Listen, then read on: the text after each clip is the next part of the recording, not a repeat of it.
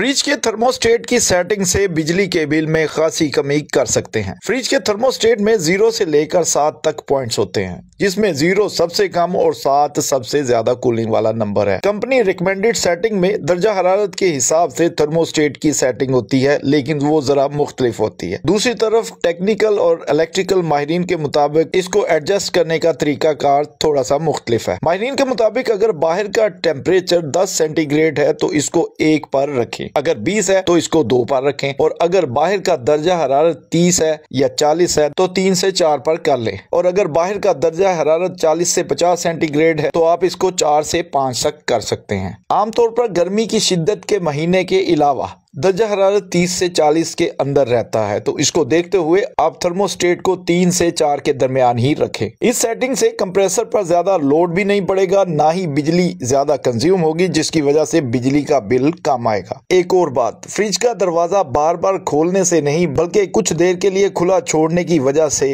Compressor दोबारा cooling के लिए वर्क करना शुरू करता है, जिसकी वजह से बिजली ज्यादा इस्तेमाल होती है। बाकी फ्रिज में चीजें कम हो या ज्यादा हो, इससे फ्रिज की कूलिंग पर ज्यादा असर नहीं पड़ता, ना ही कंप्रेसर पर कोई लोड पड़ता है जिससे बिजली ज्यादा खर्च हो। अगर ये सारी चीजें आप कर लेते हैं तो आपके रेफ्रिजरेटर का कंप्रेसर इंतहाई कम इस्तेमाल होगा और इससे आपके बिजली के बिल में बचत भी होगी।